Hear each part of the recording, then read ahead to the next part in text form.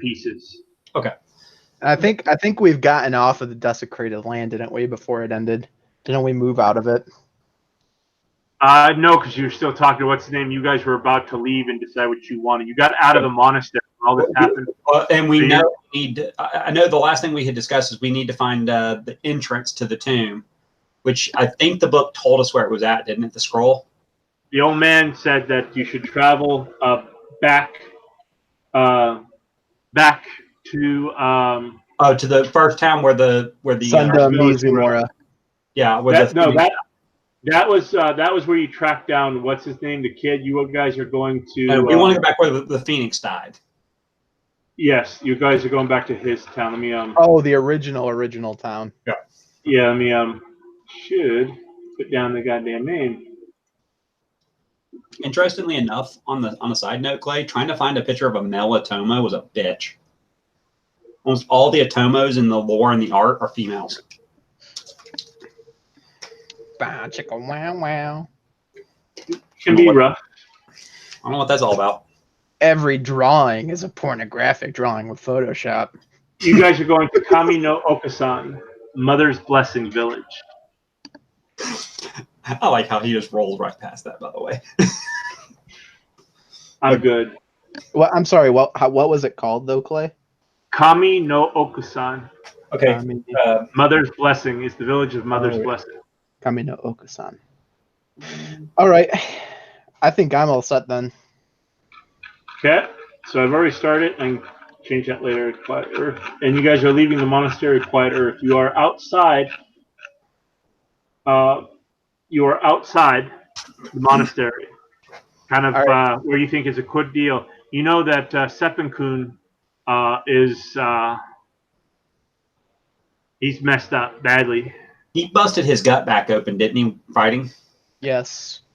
Okay, so we lost the horses too, son of a bitch. I'm going to say, come on, Sepun. Let us help you up. We can discuss what we're going to do once we get off this desecrated land. Yeah, I was going to say, would it be possible we could be carrying, like, at least one of us should be carrying extra kimonos and crap like that? Only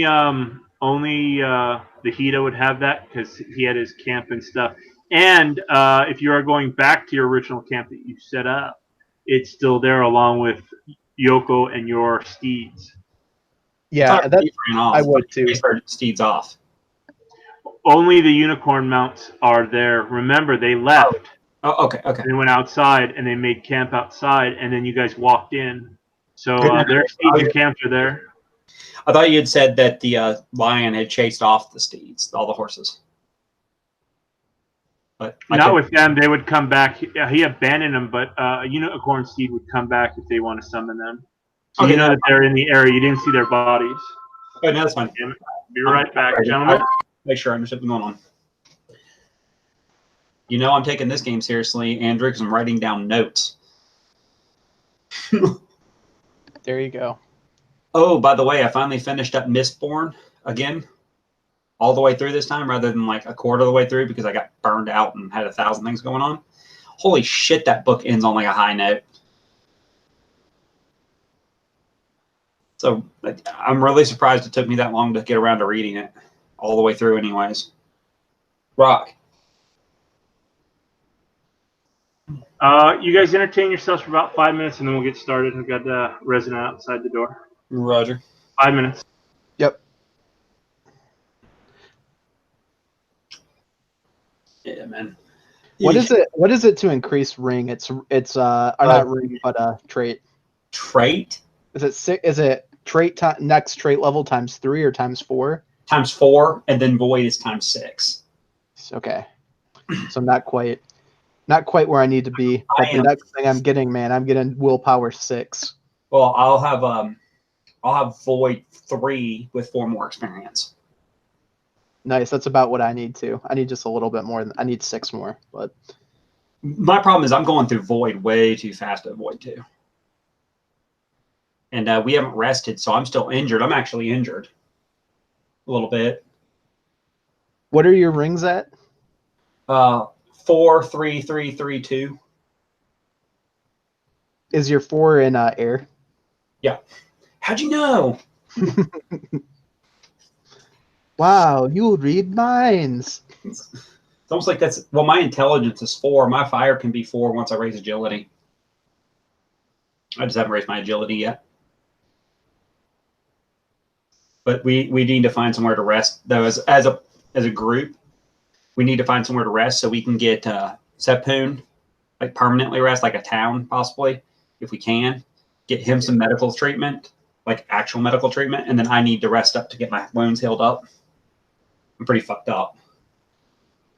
I'm gonna draw Baphomet's head in the center of this ring on my character sheet. Baphomet's head. Why? I don't know. It just looks perfect for it. Speaking of, is your L5R game still going, or are you on hiatus? We took it. It's going to end up, I think, being 3 weeks. 1 more week. I think our game's going to resume next week. Okay, that's fine. I hadn't heard anything about it in a while. It's because of Peter going to Normandy and doing all that stuff. Oh no, you don't have to explain. I was just curious. I didn't know because I hadn't heard you guys talk about it. So yeah, it's still going. It's just it got delayed. very good. Oh, I'm really super excited. My Wednesday game, my live game, next session they have to take on the BBEG. For what system? Vampire. It's the sheriff of New York is trying to summon down the Wild Hunt to take control of it. The problem is he has a likelihood, if he does that, of unleashing it on New York City full of vampires. You know what the Wild Hunt does to creatures with a innate hunting spirit, right? What, does it make them frenzy? Yes, it does. They'll go crazy. They'll start just killing people. Yeah. It'd be like imprisoning a shark in a cage full of bleeding people. It would not be pretty. So they have one of the kings of Arcadia is going to try to help them. Him and his she warriors. All right. Baphomet has been successfully drawn. Now, Demon Lord, grant me some luck in this game. Never. So let me ask you a gamer question. Well, I know it's gonna be on the live stream, whatever. Gamer question for you. How would you try to drive a group away from wanting to play like a more mainstream game that you really don't want to run, but they all want to really play it? I try to drive them away from it. Well, that's the wrong way of thinking about it. Just get them to understand that there's a lot better games than Pathfinder. I don't know, man. It's like how do you get somebody to broaden their horizons? It's like the onus is really on them. Yeah, and that's kind of where I'm stuck. Is I want them to enjoy what I'm running, but at the same time they're like, "Oh, let's play Pathfinder." I'm like, I really hate Pathfinder. I mean, I can run it like a charm, but I really hate it. I hate it with passion. You could ask them to name a non-D&D genre and then that they like, and then try to run a game in it. I think that may be what I do. I may be like, guys, I really am feeling the bug to run, like, because I'm really feeling the bug to run some sci-fi. And there's a lot of good sci-fi games out there that aren't even named Star Wars or Star Trek. True. Like one, it's Genesis. I want to run that Shadow of the Beanstalk. Mm-hmm. Well, like Firefly. I've got Firefly, Shadowrun, Aberrant. I don't have a ton of them in hard copy. I've got a ton in PDF though. If you want some transhumanism, Eclipse Phase. Yeah, I can even look past the transhumanism stuff in that. Although I don't agree with transhumanism, I can look past that part. I think the rule system for that game is fucking stupid. It's overtly complicated. Like Shadowrun is complicated, but that game is worse. Yeah, it depends like how many morphs people are gonna get. Yeah, that's true. Like if you've got it to where if you're like transferring cortical stacks or whatever a lot into like the different what's the term for them? Are they morphs? I can't remember. I can't remember offhand. It's been so long since I played, but I just don't care. I don't like the way the skill system breaks down either. Like where you can have 3 or 4 levels of different skills, and it's just like go ahead.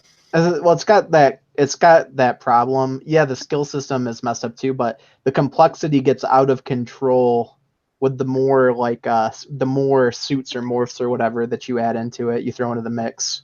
Yeah. Well, and in my case, like if I want to run a game that's complex and sci-fi, damn it, I'm just going to run Space Master. I mean, at least I know the rule set for that.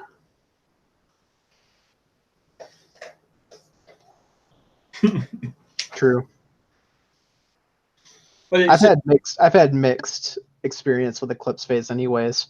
Hmm. I've played in like maybe 5 Eclipse Phase games, and one of them was the Fate version. Ooh, I'm sorry.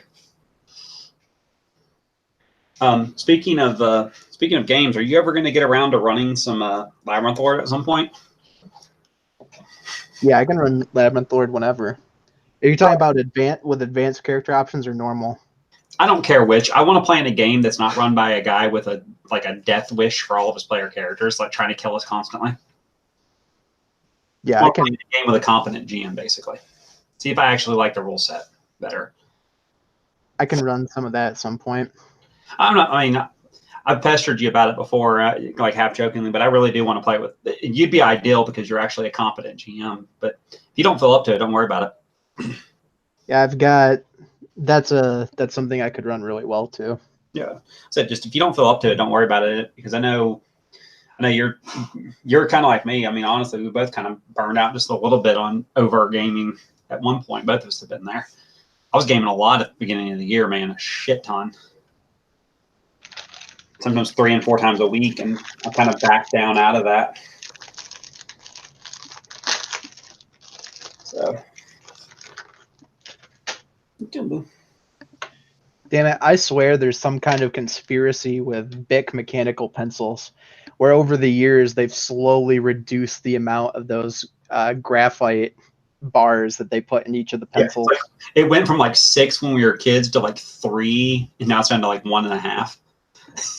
That's right, because it's like, and with these suckers, like I always pump the graphite out too much, and then crack, it breaks off, and I'm like, damn it, and I go down crack, and before I know it, I've already trashed the pencil. Yeah, that's why they sell them in packs of 24 for like $3. Because you're gonna break them all the time. Oh. Some bullshit. I'm on to you, Bic. And while I'm at it too, I'm also on to the fine folks over at Little Caesars. They did something similar to this when they invented the extra most bestest pizza. Have you ever had one of those? Oh. When they came out, they like fucking slathered those things up with like cheese and pepperoni and stuff. Yeah. And slowly, since then, since they raised the price increase by $1 and then added all the extra toppings, they have fucking reeled the toppings back to where it is now just the normal bad Little Caesar pizza, and it's just $1 more expensive. So somebody in Little Caesar marketing was like, hey, we got to take these off of the $5 price point, but people are going to fucking rebel when we do it. So here's the scam.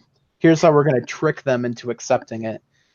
Sounds about right. Well, isn't that what they did to us with role-playing books? They're like, hey, guys, you know what? We can start making role-playing core rules thinner and charge more. That's how we went from getting like second edition DMG, which is like a 280 or 290 page book for like $15, to getting like a 300-page rule book for $60. True. The real problem though, like freaking Wizards of the Coast, they're fucking children when it comes to business. They know nothing. Like if they wanted to make actual real like bazooka dollars in RPGs, they'd be following the Fantasy Flight game model. Make money off of fucking cards and dice. Fuck the books. Like yeah, the books bring you in a little bit, but the dice, dude, the fucking dice and the cards, money in the bank. Speaking of companies that are good at business models, do you see Cubicle 7's launching second edition One Ring? No, that's interesting. I'll tell you what I think it is. 2 things. First off, I don't think they anticipated going as fast with the first line as they did. And the second was the 5th edition translation has actually, it's not as popular as they try to make it out to be. People didn't want 5th edition fucking Lord of the Rings. If I'm going to run Lord of the Rings, dude, I'm going to run Merp or I'm going to run One Ring. That's it. Well, I definitely didn't want to see people that play like are into 5th edition D&D play Lord of the Rings. That sounds like a fucking nightmare and a disgrace to Tolkien. Hey guys, if you ever wanted to see a live abortion, that'd be gross. Go watch Chris Perkins play. Yeah, I imagine sitting at the DMV and seeing a couple like really grotesque people like sitting there, be like, "Hell yeah, I played fucking Middle Earth Adventures in Middle Earth last night." Huh, what were you playing, bro? Oh, I was playing an elf. Fucking skateboarded down some stairs on my shield and shot 10 arrows. Oh, I died inside when oh. you say, thank you. I do absolutely. I love Keeple 7. Did you see they bought the rights to 40K too? Yeah, I saw that. That's awesome. I did see that. I'll be all behind a One Ring second edition if they go in there and tweak the actual way combat plays out a bit. Me too. I can be behind it anyways because I think One Ring is actually a really good game. I'm like you. I think combat needs to be fixed, but damn, it's still a good game. There's nothing else wrong with it. I like everything else except combat. Well, like I said, I think one of the big mistakes they made was trying to push things. Well, it's the same thing with fucking Monty Cook going to do. Oh, we're going to do 5th edition Numenera. Yeah, because that's going to work. Idiot. Well, I'll give him one thing. It's probably going to be better than regular Numenera because those avant-garde experiment rules that he came up with are absolute garbage. The more I've used it, the more I dislike it. I keep mine on the shelf now because I fucking have it signed by him. And that's it. Yeah. Like I'll give the guy credit that like the aesthetic, like the vision that he had for it was really cool. Like I like the idea of Numenera, just like I like the idea of the Strange. But in execution, the way that the rules interface with it, they're just not good. Like it's just not a good game. Well, you know, it's also part of that glut of storytelling games. You know, and that was a huge problem in just in general. That's just a huge problem. We have a huge problem in the gaming community right now because of the storytelling community. Fate, you had Powered by the Apocalypse, you had Numenera or Cypher, and things like that. And then thank God that morphed into the narrative dice system for Fantasy Flight, because they actually made a narrative game that was good. But yeah, because they quantified narrative elements with dice mechanics instead of leaving it to the players. Well, and the other thing they did is they created a comprehensive rule set rather than it being a very fucking loose rule set. Well, I can understand the argument though for something like Fate, being that the base rules need to be added to by like an actual additional book, like with the Wuxia books or like with Dresden Files or other stuff like that. Yeah, like it's incomplete by itself almost. Yeah, I can see that. I'll tell you the game that I want to get out and play more of is Dragon Age. God help you finding people who are interested in trying it. Those games are good. Well, the pen and paper is unfucking believable. And people are like, I don't know, I've never seen it before, guys. I've played way more Fantasy Age than I've played Dragon Age, but they're both like they're good. I like the mechanics. They're almost identical. They had to make minor changes in Fantasy Age because of some of the rules being very specific to Thetis. Yeah, I played them both. I played Dragon Age too.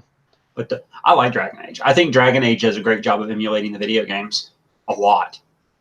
And I also like the fact that even at high levels, if you fight wrong, you die. You have to fight smart. Like a Herlock can still kill a high-level character if he fights like a retard. Yeah. So, one of the things you do with monsters that are especially low level is you make them use stunts like knockdowns and piercing. Eat people. I have 57 hit points. Okay, you have 57 hit points. Okay, the Herlock pierces you. You get half your armor, so you get 2 points of armor, and he does 19 points to you. Okay, so you take 17, you're down to 40. Congrats. You having 57 hit points is not a lot of hit points, dude. Have you ever read the Arc Dragon from the core rules? Yeah, but it's been like a long time. It is literally designed, and it actually says it in the book. It's designed to basically be the penultimate enemy in that campaign. You should never be using it as just a regular enemy. It has the power to summon in Herlocks and Ninlocks and shit. It can breathe fire on you. It gets like multiple attacks every turn. It's dumb. Yeah, it's a Goetia demon. It's Yeah. like how they made all the gods and frickin' like second edition AD&D. It's like, oh yeah, they come in with fucking 4 Balrogs and 40 fire goblins and 6 red drakes.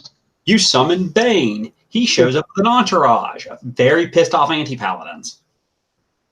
Yeah, but I go down and try to fight Build the Poop, who is gonna fucking summon 20 frogs a turn.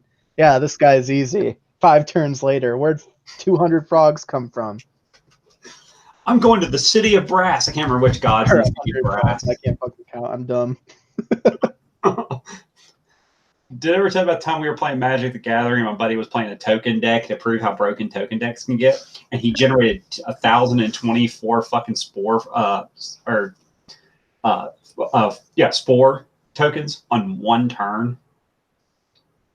Wow. His next turn, he was going to generate over 2,000 tokens on a turn. We all just like, fuck you. We're like, fuck you, Paul. We're out. I would be like, go ahead and like prove to me a way for you to like document that on the table so I can deal damage to each individual spore. You know what you do? Unless they're not creatures, is it like a regeneration thing? No, they're creatures. Yeah. But you know what you do to them?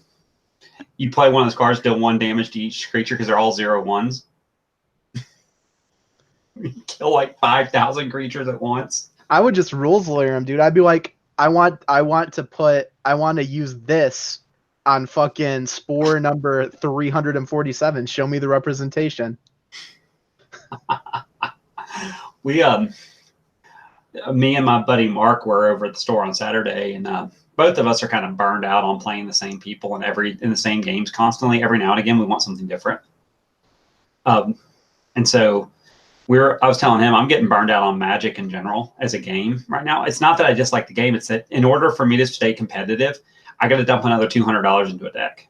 That's why those fucking kids in that Yu-Gi-Oh anime always fucking wandered around causing trouble.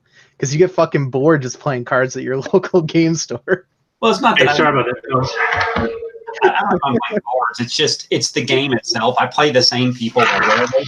Well, it's like Pokemon, dude. You didn't fucking see Ashes camping out at the first fucking gym. Like, you gotta go around. You gotta play other people. I could have done that. I'm still bored. Okay, we'll end whatever boredom you guys are talking about and get game rolling then. Well, Sorry about that. What's that? I'm trying to help Kyle become a Pokemon master, or like At Pokemon Go? trying to help him find the heart of the cards, man. No. I'm good. So I had a disgruntled homeowner show up and bark at me, and I barked back. So anyway, It's like my apartment smells like marijuana. nah, we patched something up just to hold it over so kids don't take a bunch of lava rocks off our wall and shit and smash them into the ground like they were doing. And so we patched it up and we cemented the area until we get to it later. It's not something high on our priority. And he's like, well, for the 7 years I've been... And I'm like, dude, I've only been here for 2. Just my rump.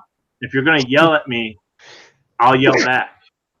I'm nice until you start barking and won't calm down after I've asked you 3 or 4 times. So I bet you get some dumb shit though sometimes, and they're like, some guy comes in and is like, there's a leak from the fucking pipe in my bathroom. It's like, you talking about the shower?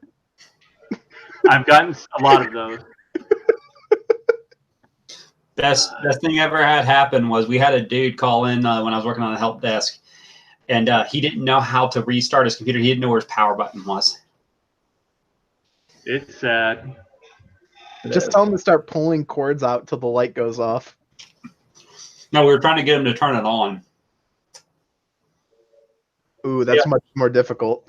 He had a power surge, and so the thing turned off. He didn't realize what the power button was. The guy told him where it was, and he was tripping over himself, apologizing, and thanking the poor kid.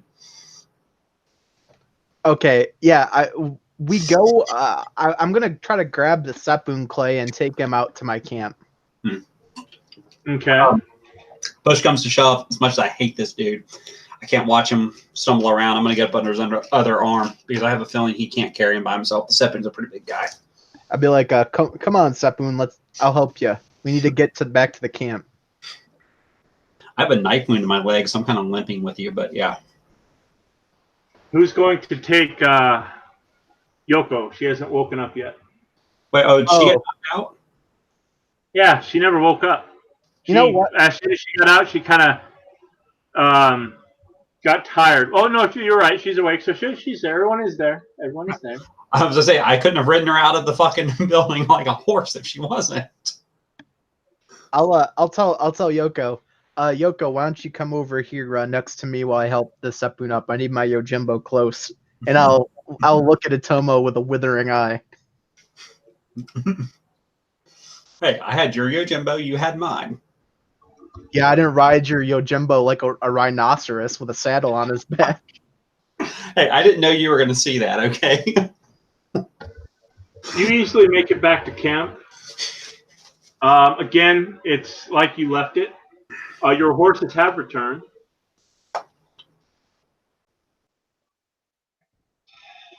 I'll go Again, over. that was the last place you watered them.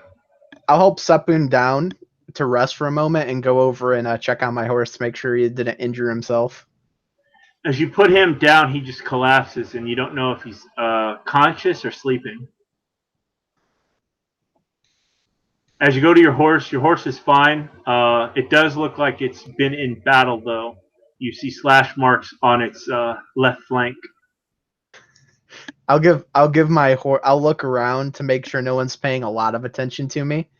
In a moment, I think I got a little bit of time to myself. I'll turn around and I'll baby the horse a little bit. It neighs and puts its mouth right up to you and kind of nips at you because it's trying to calm down in your back. So it's happy.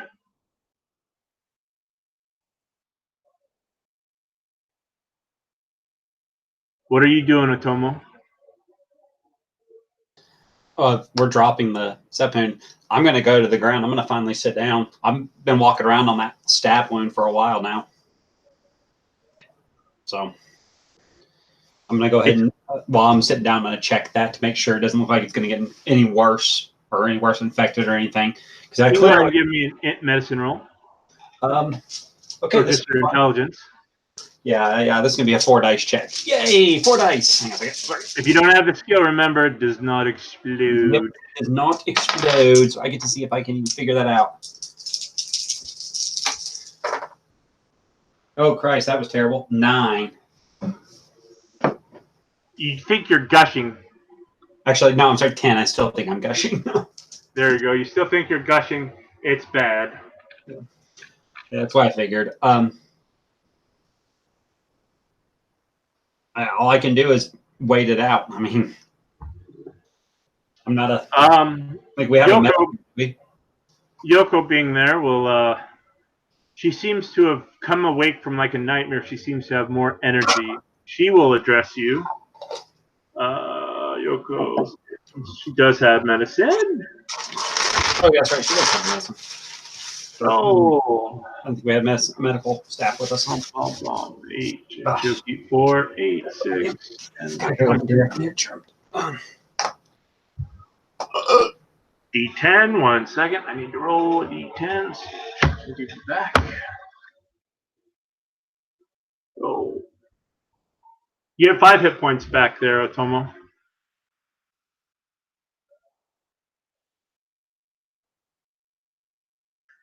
And what are you doing there, Hida? Okay, after I get done appraising the horse, I will then go and I will appraise Yoko to see what kind of damage my otaku body has sustained. Go ahead and give me you can use a intelligence lore check. It's your choice. It can be Sekenja. It can be religion. Or it could be, yep, those are the two. Sekenja or religion. I'll do Shugenja. Okay. Okay. The higher the better. Let's see. 18, 14, 26, 28. 28. As you're kind of assessing her and stuff, and she just finished patching up the Otomo, she kind of looks up at you, and her eyes are gleaming for a moment as if there's light from behind her irises. But you don't realize what it is, but you are able to detect it for a moment before it kind of fades. Think of the commercials for Dark Phoenix when her powers ride her eyes. Okay. And I don't see like any physical harm to her body though. She looks like to be in perfect health, but she was fucked up just hours ago. Okay, so she Shugenja'd herself. I might think, but I don't know exactly what.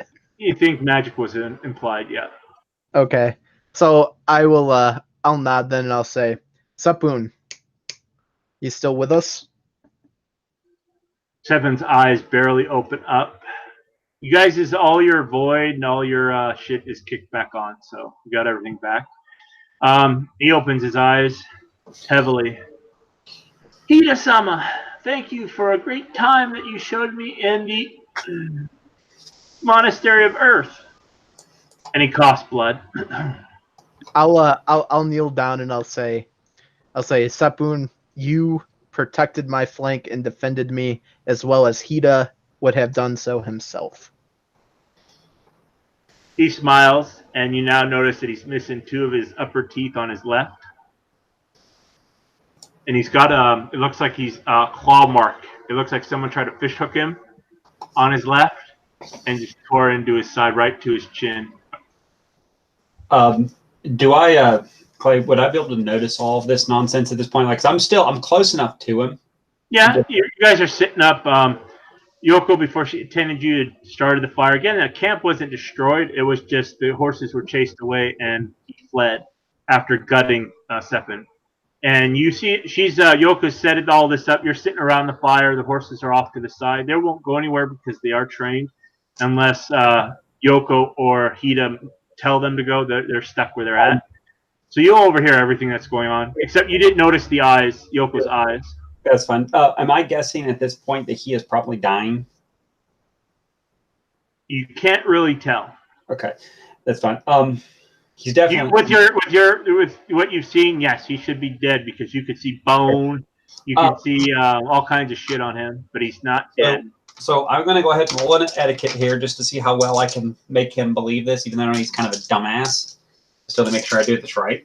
I'm going to tell him that I'll go ahead and write back to both his family and to the Emperor to make sure that his name goes down in the annuals, and that we'll make sure to tell stories of his triumphant stand. And just want to see how well I actually pull that off. I will say that it's a 25, and raises will help you do better. I'm just going to go for the base here for now. Okay. I'm rolling like crap tonight. I did get one explosion. Nice, that worked. 11, 17, 24. Okay, I barely make that. 27. You're able to, and he'll smile at you, and you notice that his that fish hook that happened, you don't know how it happened, but it tore open. He's got one side of the Joker smile, but instead of going up, it goes down almost to the back of his lower jaw. And Okay. you see it's all exposed and whatnot. He's missing some teeth. Okay. His guts are open, his armor's exposed, and you can see possibly you see what looks like string that was holding his guts together kind of come apart. Where? And he'll smile at you and says, "Yes, my brother, you will make my sister very happy. But I vow," and he kind of looks at the moon because it's now shining through the sky, "to be there for your wedding." And then he passes out. Where? I'll ask Atomo, where was Seppun born? If he's a Seppun, he's born in the Imperial City, isn't he? Normally? Oh, Sanucci. Because we could possibly use that pearl that's supposed to be our own ride ticket out of the tomb to fucking send him there for some real aid.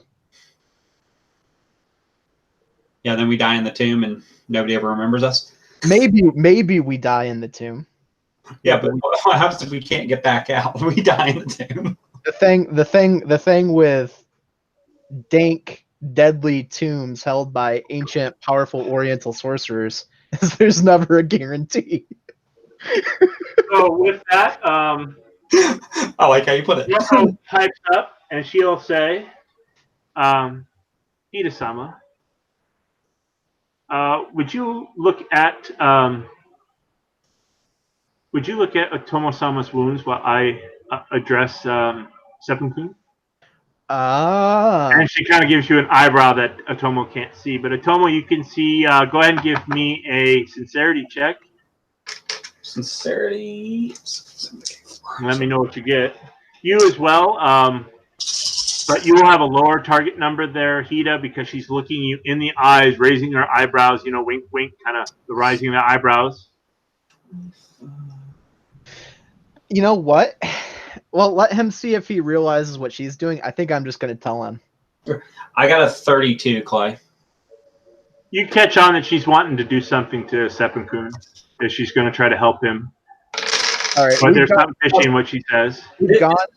This is a legitimate question. Even though I was blind at the time, am I starting to pick up that there's more? No, I'm not sure I would know what she's doing, but am I picking up there's more to her than meets the eye as far as what she can and can't do? Pretty quickly. Because something fishy's going on. There's more than meets the eye. I felt her basically light on fire while I was riding her, and now she's talking about healing somebody who should be dead. So, okay, that's fine. I mean, I'm not She's talking about distracting you while she does something to his body. You don't know that it's healing.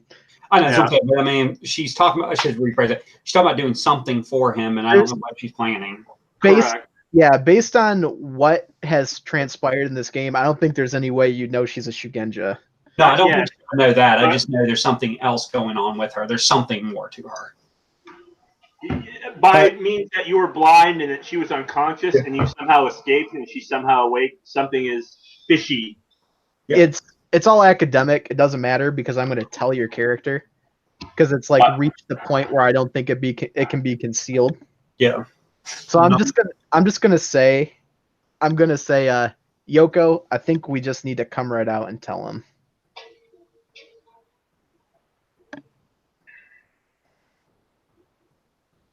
I agree. You see Yoko stand. She turns again. She's not in all her armor and stuff, but she stands there. This is Taco battle mating, and she bows low and says, "Greetings, Tomo-sama. My name is Miramoto Yoko. You can give me a heraldry check. Let me double check to make sure that is actual skill in the system since I've been bouncing back and forth through stuff. It's a lore. It's lore heraldry. Go ahead and give me that. I'm going to spend voiding that. So it's intelligence, right? Yep. Let's go 5K4.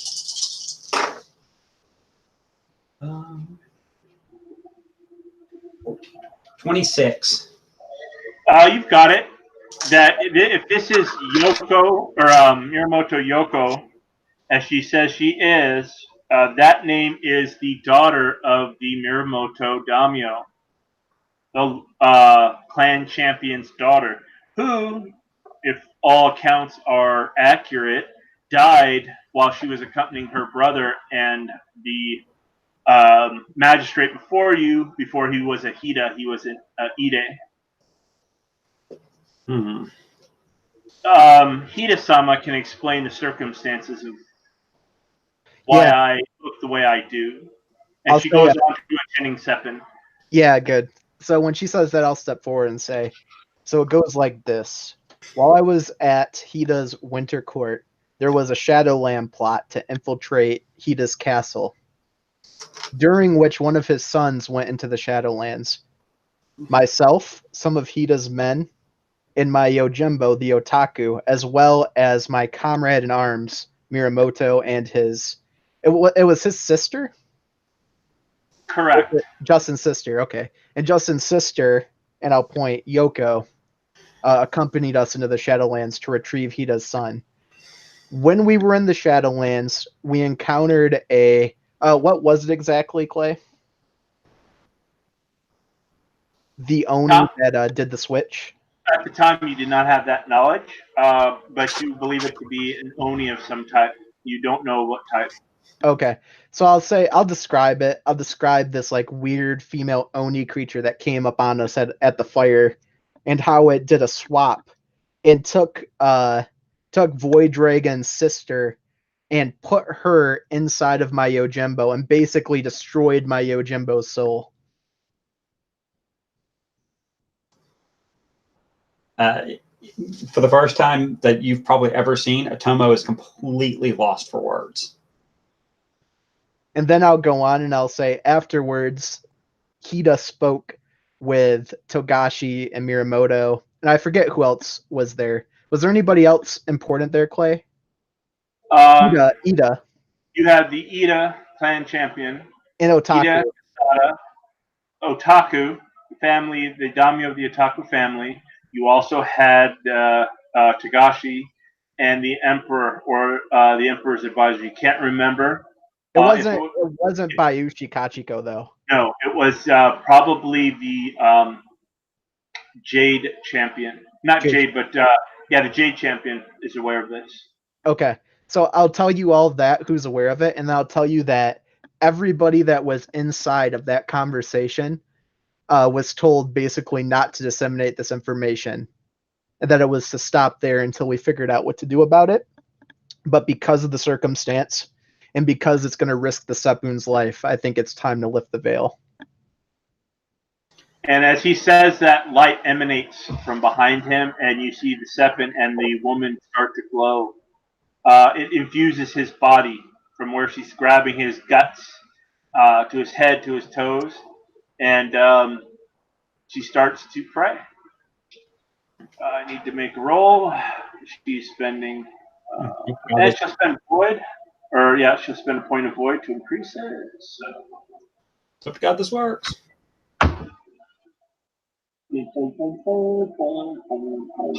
Hey Clay. Yep. Keep talking. I'm gonna mute myself. I'm gonna go run and start a thing of coffee because I'm about to pass out on you. I'm not meaning to be. I'm just fucking exhausted. Yeah, I know you are. We'll play for an hour. I'm good to play for a little bit longer, especially once I get some coffee in me. I've been tired for the last couple of days, real bad. So I'm gonna go and get some coffee. I can still hear everything you're saying though because I got my speakers on. Okay. So Sepun's body is healed, but he is going to suffer.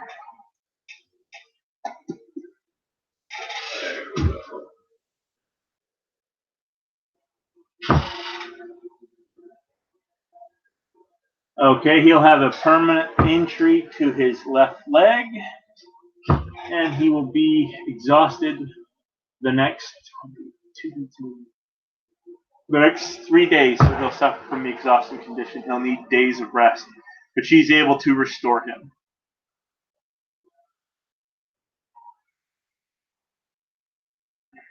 So I'll turn around and look and say, so is he going to live, Yoko? Yes.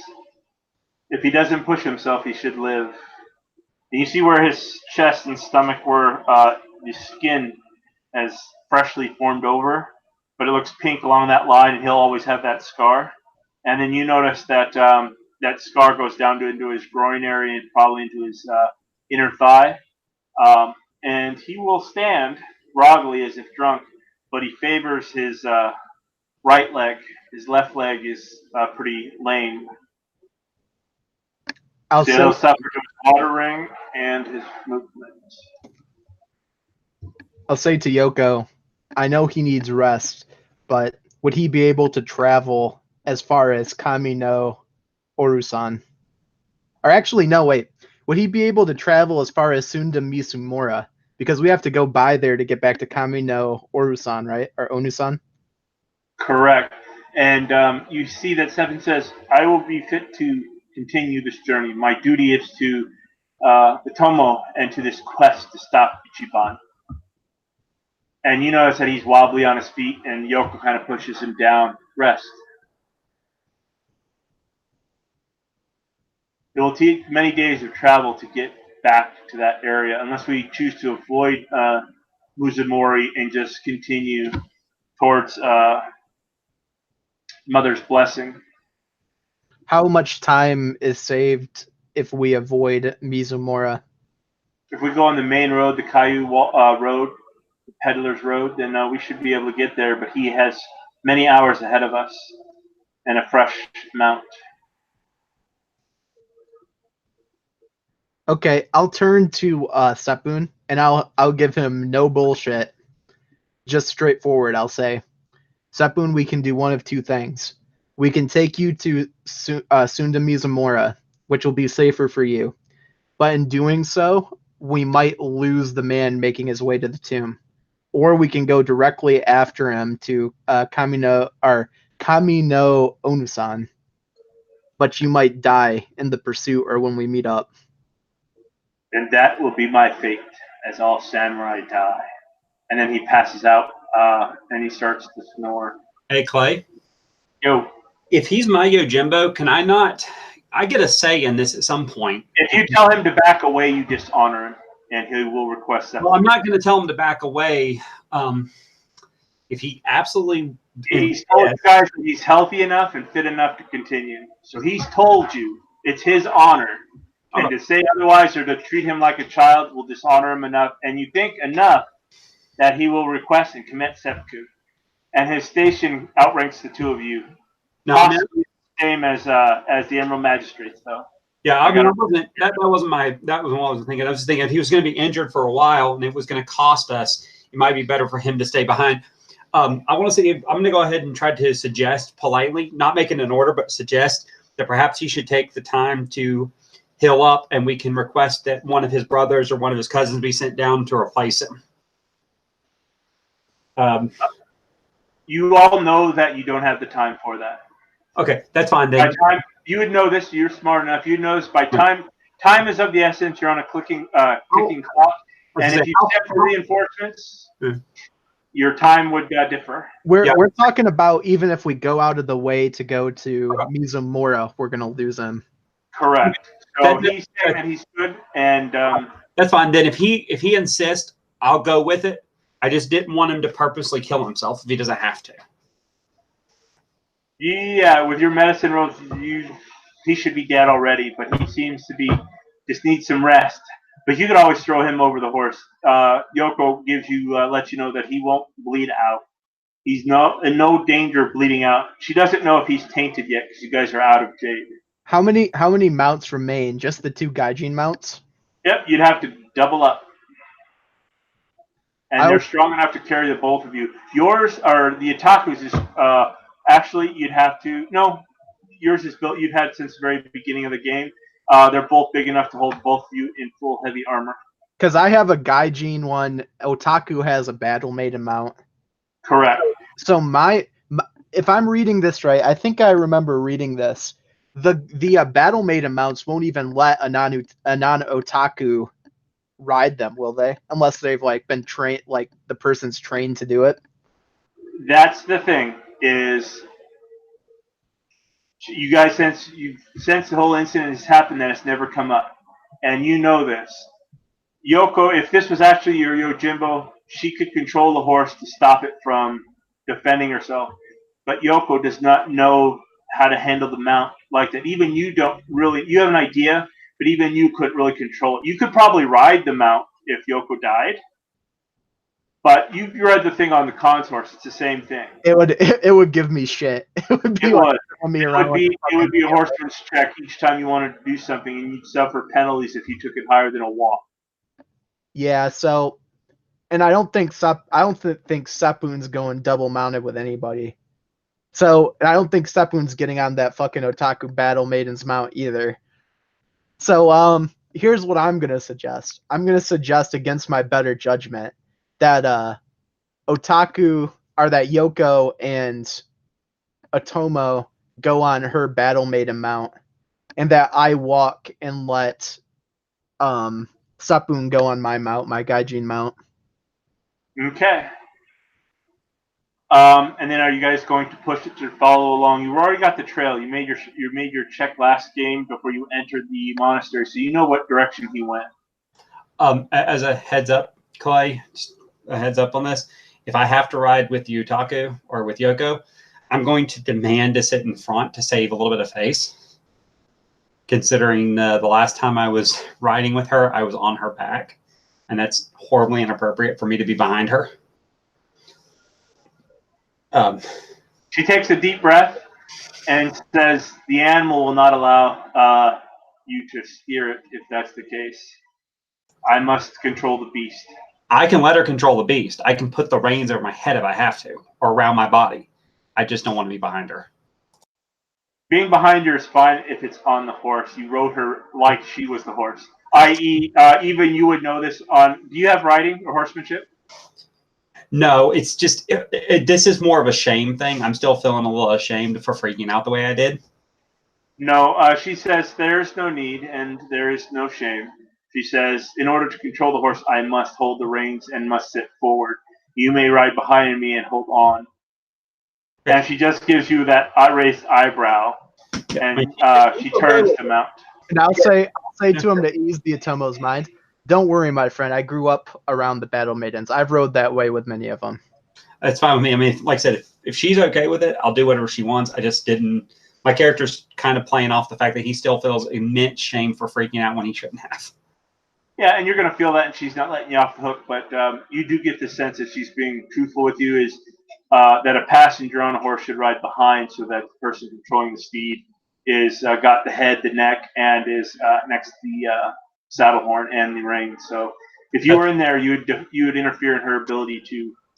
That's fine. Like I said, control. That's the way we need to ride. That's the way we ride. And then Andrew was going to do something. I'm sorry, I interrupted. I was just trying to make sure that I voiced how my character would react to that situation. No, I was gonna say once I get the Sepun on my Gaijin mount, I'm gonna say to go. I'm going to march like a very fast military march, like Hida put me through in my Hell Week training, and just like wear myself down going after the horses. I wanted to push the horses that fast.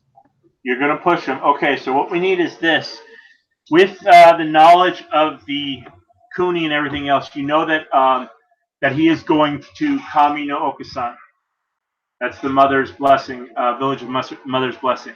So you know where he's going, and he's got 12 hours ahead of you. It's going to take this. If you're going to push, we're going to start at a TN20 athletics stamina check. The horses have no problem doing this. Once we start reaching higher numbers, the horses are going to have to make some rolls because you as a man and trained the way you are, I think you have a 5 stamina, don't you? Andrew? Whoops, I was muted. I have a 5 earth. Yeah, 5 stamina and 5 will. Okay, so you've got higher stamina than you're probably right there with the horses. So as you guys go higher, the horses, if you're going to keep pushing, you can do 20 easily, I'll say, for the first day. You think he's probably 12 hours ahead of you. If you want to increase, stay at a 20, you'll get there, but he'll have hours on you. Every raise that you want to do, we're going to do 3 checks. First one's going to be 25, the next one is going to be 35, and the last one is at 45. Any raises that you do and succeed at will push the time closer. The first one's 25. Okay, what do you so wish to do? This is you're at a heavy march, fast-paced march. The horses are at a slight trot, a walk trot, as they're doing this. I will do. So I'm at 25. I will do 3 raises. Okay. Clay. Yes. Are we going to, if we're riding during the day, will we still get our daily hill amount back? You will not be able to sleep. You only got the 5 that Yoko was able to get you. If you guys want to stop, with what you guys are thinking, if you ride for the next, depending on these 3 checks, well, depending how long you have, it's still after midnight. It's about 1, but the moon is out in the stars. It's bright enough, and you guys can get back to the main road to travel. So you'll have your void back, but your healing is whatever Yoko was able to give you. Oh, I will also. How badly are you guys hurt? Yoko will look at you guys before you leave. I'm down. I'm at 13 mechanically. So I'm not considered nicked or anything, but I'm probably still feeling a little bit of pain from where I got stabbed like that. Because I got stabbed a couple of times. What about you, Hida? What is your levels of wounds and stuff? I've got 1 wound, so.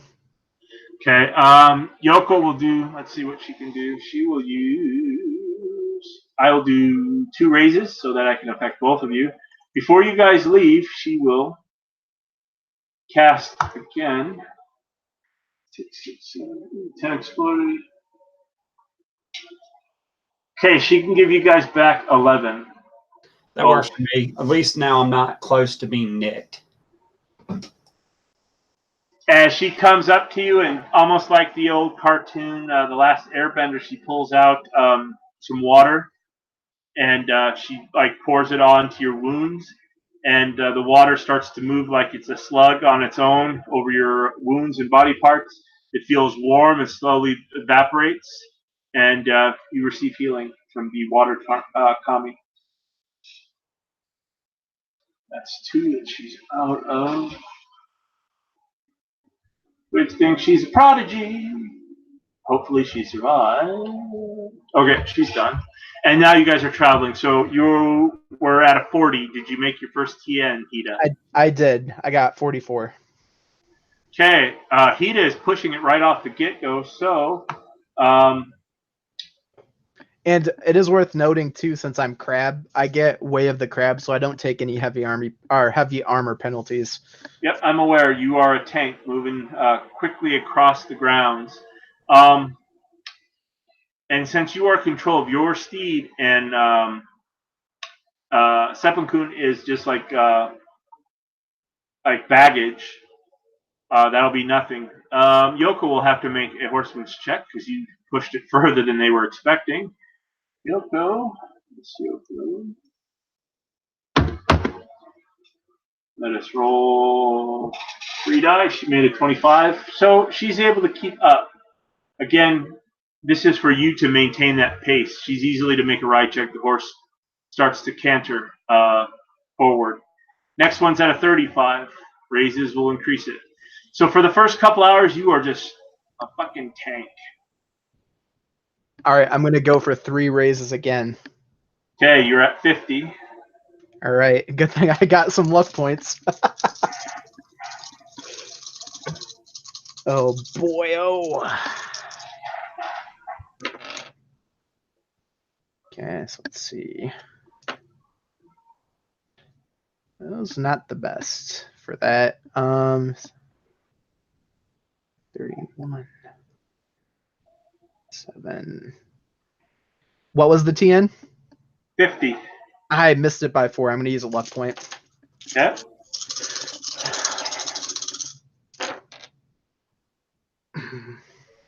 Nope, that one failed too. I'm going to use another luck point. This time I'm going to use a void. Yeah. These checks are getting hard. You still have 1 more to go unless you want to back down a little bit. But if you make this, you've already pushed it. If you make this 6 times over each one, so you're a freaking tank. You will impress the Otomo. He's never seen a crab or anyone move like you're moving because you're picking up the pace, almost running in full heavy armor. You are running in heavy armor. The fastest an Otomo probably ever sees somebody in his family move is between the court floor and the buffet table. Pretty much. Oh yeah, I've got this one. With the void point, that time I got a 62. Okay, this one will be at a 45, the last one. You need to make it as is, or you can do raises to increase it. So you pretty much, as you're doing and moving, Yoko will point out things that she sees because she's not focused on just maintaining a run. You're kind of gotten into the groove of your hauling ass, and you're really not focusing on your environment. You've set your will to make it to this village, and you're just a fucking tank, just moving. You're kind of in a trance in your running style, as if you're remembering Hida training you, and Hida's the number 1, his sensei, training you, where you're basically running to run. You've done this countless times. In the beginning, you were remembering all that shit in the beginning, and at the end, you can do this. You just lose yourself in the run, in the movement. You don't feel the pain, the fatigue in your legs. You know that if you do continue doing this at the end, you're going to be tired but able to fight. Unless you fail, then you're going to be tired. But Yoko is directing you, saying, hey, Hida-sama, veer off to the left, veer off to the right. She's actually watching out for you. Otomo, you're just along it for the ride. You said at the beginning of this, you said we regained one void or all of our void. You gained all your void. Everything was back set, recap. You guys succeeded that area, so I gave you everything back. Okay. I'm going to use another void point, Tap. and I will do. I'm at. This is 45 naturally. 45 naturally. This is a Herculean feat. We'll go. I'll do endurance. one raise. I'll do one raise to take it up to 50 again. Okay. Actually, fuck that. Ahito would do 2 raises. I want the fastest we go to be at the end. Okay. If I fail, I fail. That's just the way it's got to be.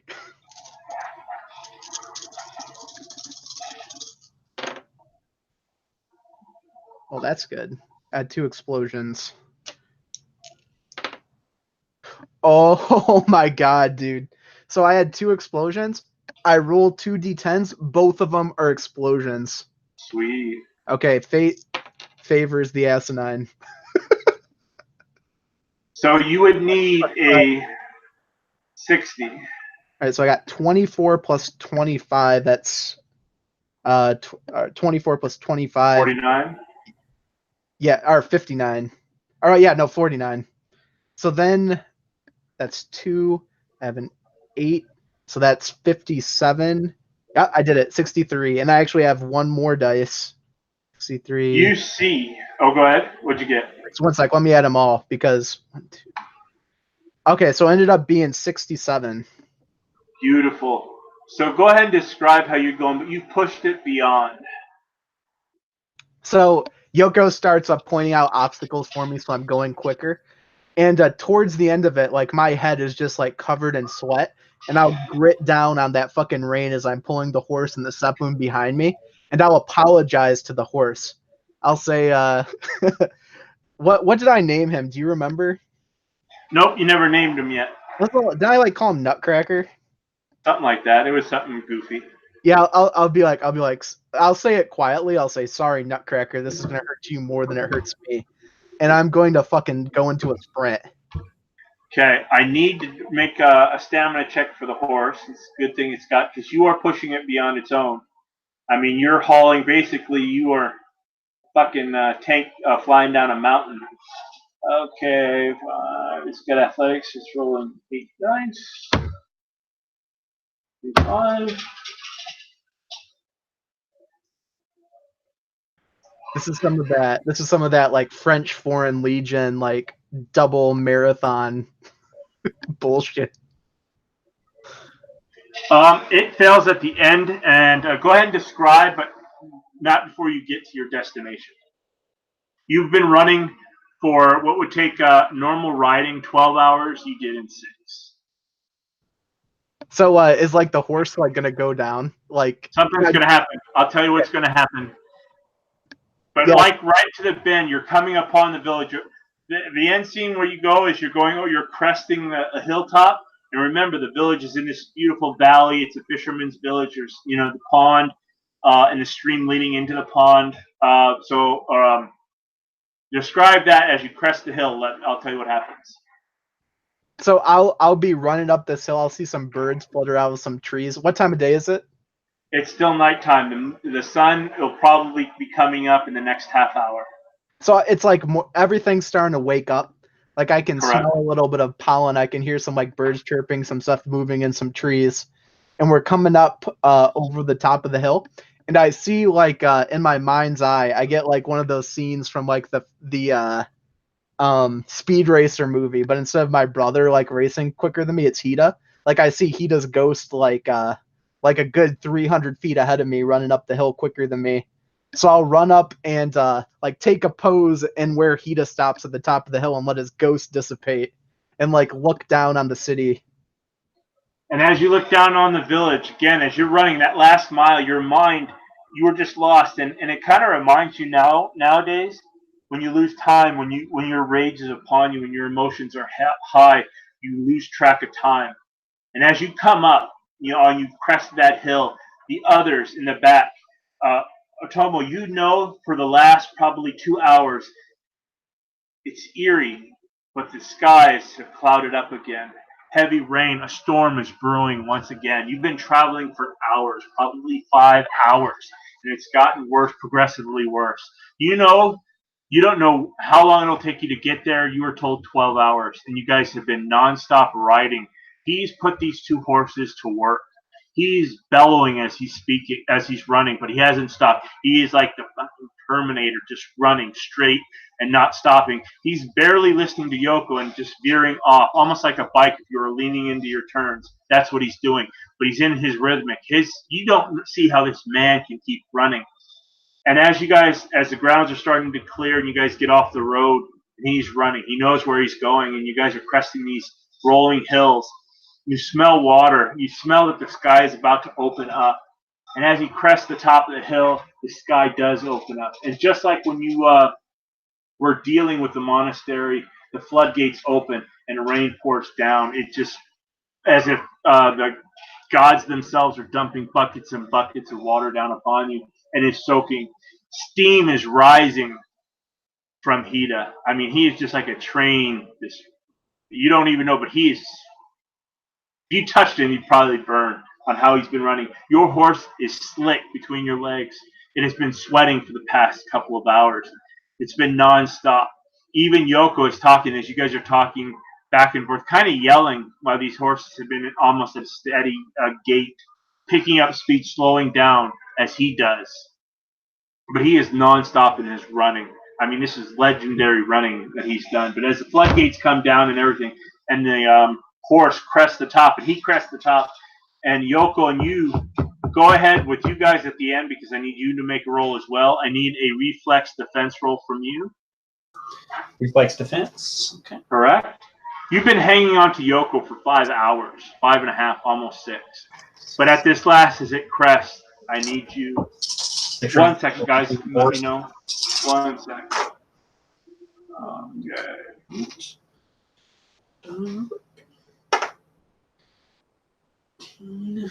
This was the 3 hunters going after the Urukai. 42. Yeah, this is some stuff that frickin' Aragorn would blush about. You know what, though, Andrew? I'm drinking my coffee out of my alien mug, and I'm just now starting to see the fucking chestburster's head. Hey, nice. Have I ever shown you inside my alien mug, dude? It's beautiful. In the middle of it has this giant chestburster statue. Excellent. I'm a fan of Mr. Giger's work and of Ridley Scott's work as well. That's why I hope the reboot of the franchise goes well. It has one bad thing going for it, and that's there's no more H.R. Giger to have come on to help design concepts. But at the same time, he's got a treasure trove already. Well, and let's be honest, Michael Fassbender can only carry that franchise so long. The rest of Covenant was awful, except for him. We all know that's true.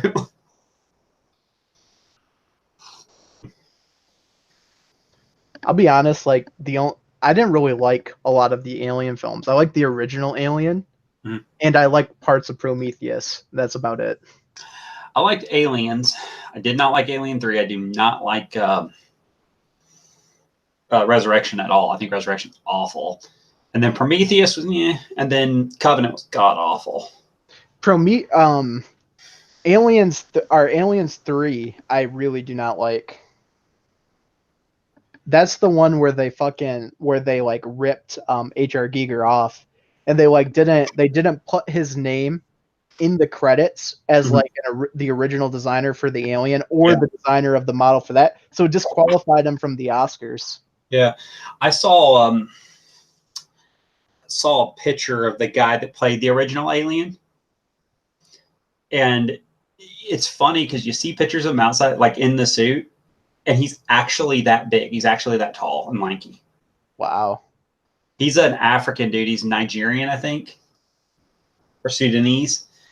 But he was a big motherfucker. He's like 6'5", and he's like a mod best. He's just a big lanky dude.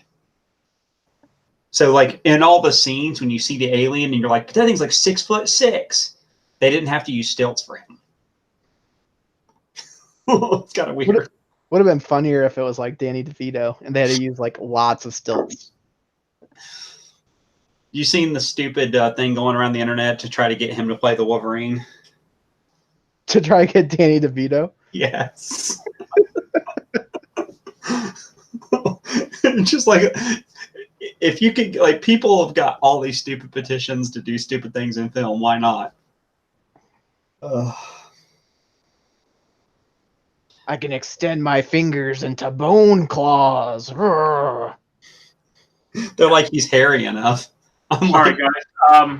We might go another 45 minutes if you guys are cool with that. I've got so many residents. you're good, dude. So what was your roll? 42. Life university. Okay. Even with the penalties that I've encouraged, this is what happens. It almost as if fate intervened for both of you. So as you crest that hill and you're coming out of your run, you just crested that. You realize you are no longer holding the reins of your horse. As you look back, your horse front two legs have cracked and it's down, but it has limped. It's about probably 15 yards behind you, and it has limped. You strap down Seppin, and he's rested, but again, it's only been 6 hours, and he's kind of leaning there, and you now notice that you're in a freaking monsoon kind of thing. You don't even see the village yet. You just turn because you no longer felt reins giving you resistance, and your horse is looking at you whimpering. You were so focused in what you were doing, you did not realize this, i.e. the push of your void and all that good stuff. You also kind of look a little further, and you just see Yoko cresting that area, coming up where you could see her, and her horse crashes. You see the Atomo, and he can describe how he gets off the horse, and he's able to maintain his feet, even though there's probably 4 to 5 inches of water where you guys are at. You're on top of the hill looking down and seeing this. But it is just buckets of water pouring down. It is wet everywhere around you. And you can't see Okusan yet, the village. Okay. Clay, as I'm trying to get off this horse, I'm not even going to wait for it to quite get to a full stop. I'm going to let go of her waist, and I'm going to let myself kind of slide off the back of the horse as she's slowing down. And somehow or another, I magically managed to both hit the ground, keeping my feet, and not breaking both my ankles while falling off of a gaiting horse. And magically look up at her, look over at the Hida, and give a great big bow in the most aristocratic, arrogant way possible. Like I just did something extra special. Yoko does not make her roll, and she just face plants in the water, the rain, and the muck. Hida, you're seeing all this, but basically your horses gave you their all. And you realize this without making a roll, but they probably ran on busted legs and tired muscles and pulled joints to keep up. But you ran them ragged, and you don't even feel like you realize it. I.e., all the void expenditure, you pushing it. Remember, you felt as if you lost yourself like you did in some of your rages. And you have, how many void do you have left? I have 1 void. None of your void was spent. Ooh. But you probably felt, and Atomo, you didn't realize this, so you won't suffer any of the loss there, Hida. But you feel just in your muscles and your body as you're coming to your senses, you may have dragged your horse for a good couple of yards before the rain snapped. You haven't really assessed the damages yet. Shit. That's exactly what I actually say. I say shit as the rain's pouring down, and my eyes will jut over to Yoko, like biting it off the horse. And, Yoko just planted and actually, I got to roll damage for her. She failed her freaking roll. I go to her, by the way, first before I go to my horse. I'll go to Yoko first. Okay, so you go because you go the 15 yards to your horse. You bypass yours for another 10. Yoko, you see her horse is whining. You know, and Yoko is pushing herself up. Just curious, what's happening with Seppoon? Now that you see, he's still kind of in the dark. Again, you guys can see probably 15, 20 feet in front of you. And you just see that the horse is down and possibly outline of Seppin is still strapped to the horse.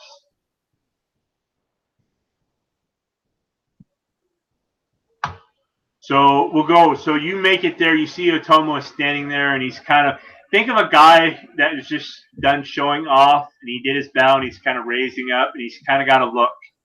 He's not giving you anything bad or condescending, but he's got that, oh yeah, I'm a badass and I know kind of look. He's got that smirk that just pisses one person off. That's what you see before he corrects his face. Okay, I'm gonna take note of that. I will go after you'll see me like sneer a bit, and then I'll go over to Yoko and try to help her up. She stands up. She's battered and bruised a little bit, and she's got mud and grass in her armor and in her mempo and stuff, but she's okay. She took a hit. She got some bruising in her face. She wasn't wearing her. She didn't have her mask up, her mempo mask up. It was down on her neck, and that probably jammed into her chin or her throat. I'll do what you do to a kid, like when a kid has like a bike accident. Like I'll take both of my hands and like grab the side of her, each like around the side of her face, like on her neck, and like look at her for a second and like investigate to make sure her head's not cracked. She seems to be okay, just embarrassed. A tear wants to fall from her eye, but you don't know if that's rainwater or not. Okay, then I'll slap her on the shoulder and run back to my horse to see the situation with Nutcracker and Seppun. You see Otomo that he just leaves you after looking over Yoko. He seems to not even notice you there in your proud moment of not looking dirty. You're still wet from all the rain you were riding in, but your triumphant acrobatics was not acknowledged by anyone. He's not exactly going to take it the wrong way as he starts stomping off after the Hida.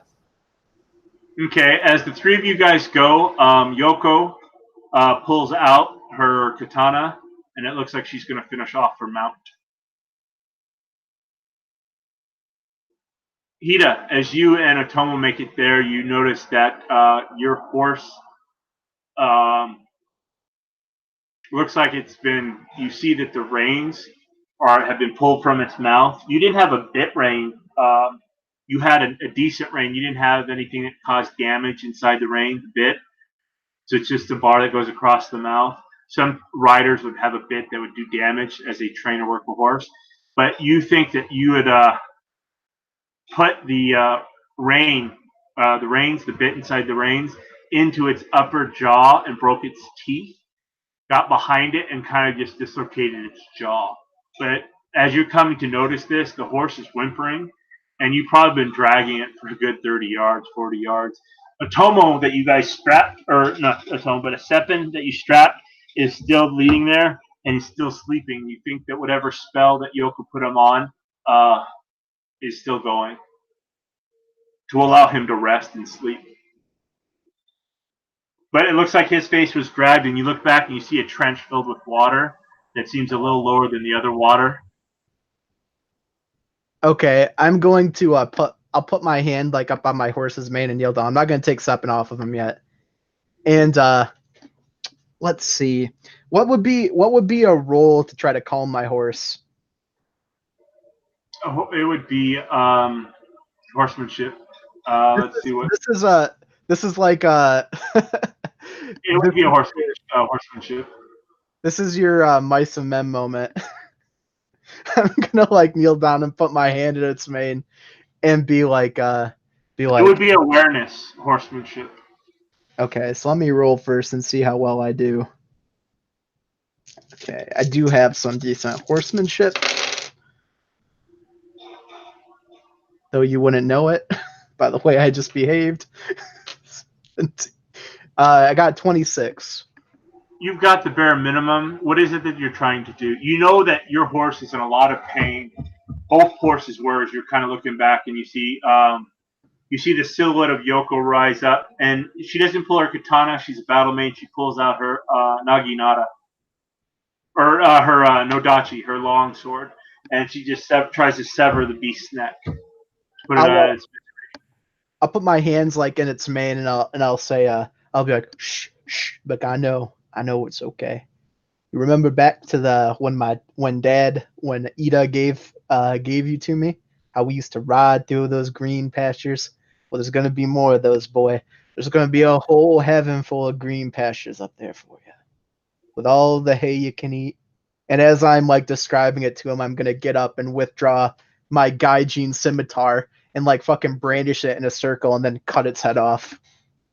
And as you cut off its head, I won't make you roll. You get a look of acknowledgement that it realizes this as you give your old yeller moment. And you easily slice through as if it's accepting you to do what you did, as if it understood.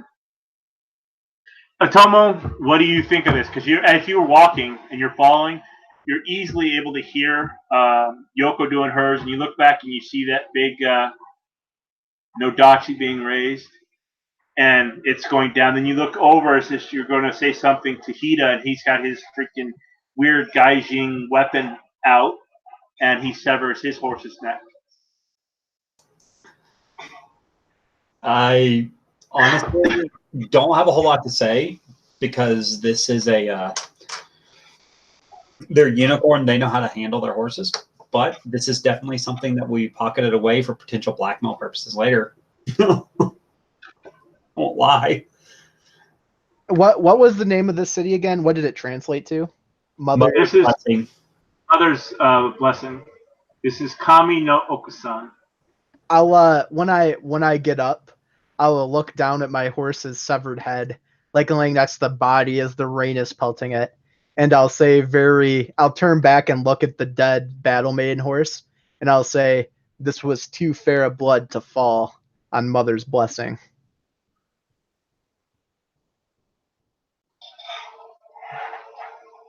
And that just echoes out. Again, the rain is coming down. You guys almost have to be 10 feet from each other to hear stuff, but it is heavy rain. And it starts to lighten up, but again, you can now see better. But again, this is a stormy night. Yoko says we should continue on and make ourselves to the village.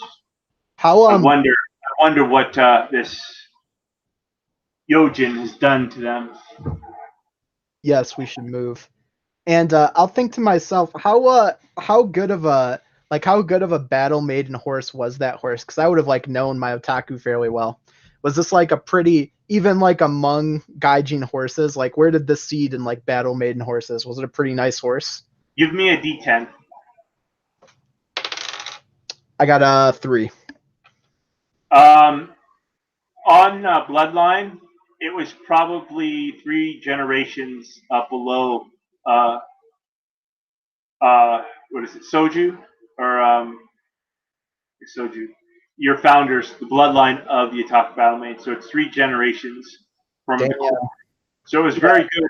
And you know that your Otaku Battle Maid, whose body Yoko is inhabiting, has many awards, has many citations of valor and battle from the Otaku family and from your own clan, old clan champion. And she's won a lot of different winter courts for her horsemanship with that horse that she raised. All Otaku battle maidens usually raise their horse when they're young. Yeah, I'll imagine my old my real otaku Yojimbo, the one before Yoko inhabited her body, and I imagine in the afterlife her cursing me. Can I go ahead and tell you now, this scene right here reminds me of the part off of Kingsman where they tell him to shoot the dog.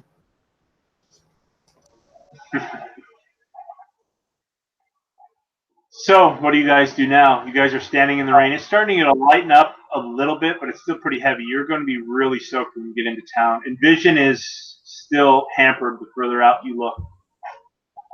Well, we gotta get into town. I'm just gonna head in that direction very quickly. Well, actually, we gotta get the Sepun off the horse first. Yoko will do that while you and the Atoma are kind of getting your bearings. And Sepun will rouse. How far are we, Clay, roughly? Walking, you guys are about, you got to come down off the hill rise, so you're about 10-minute walk from the village. Okay. Wow, Andrew, I don't know if we will be able to carry him that far. He's going to have to do a bit of walking here. Yeah, he's got. Yoko is raising him. She's rousing him, not raising him. Whatever spell she had him under, she's drawing the essence from, and he's slowly starting to raise. So when he stands, he is covered in mud. He looks like the abominable mud man as he stands. He is caked in mud. And he's like, "Hi," as he wakes up. This is minutes later.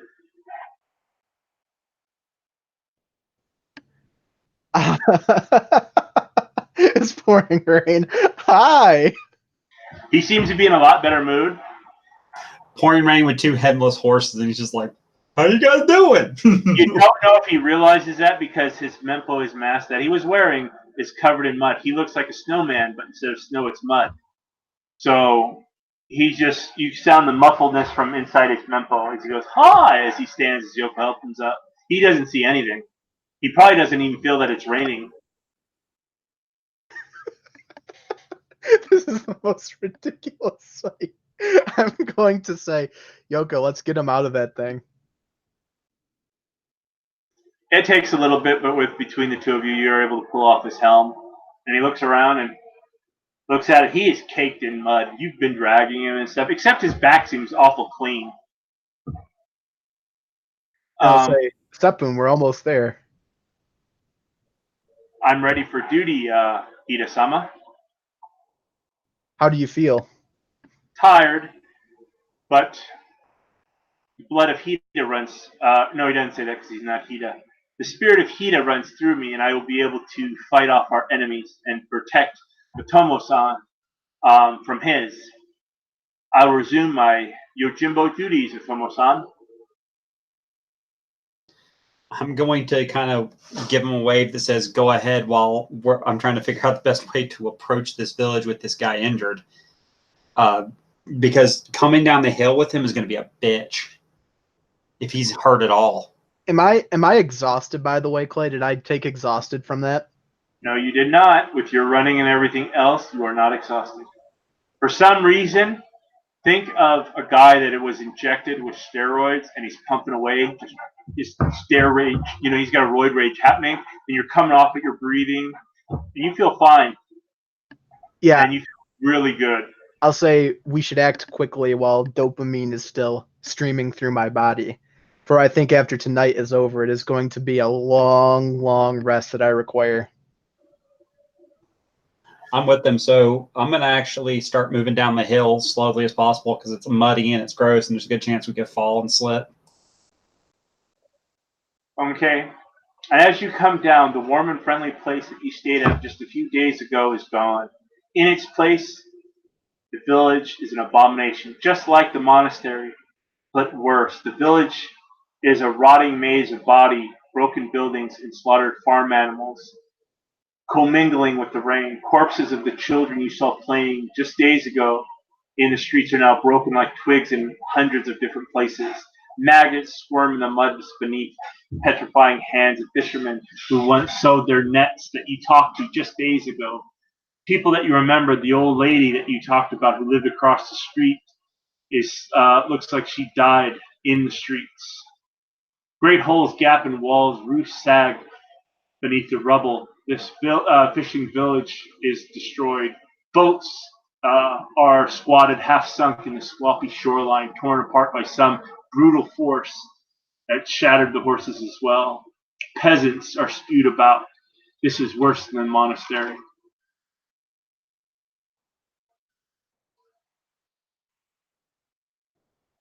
What do you wish to do? I'll say, thunder rumbles overhead. well, he didn't make it here much before us, but it was enough.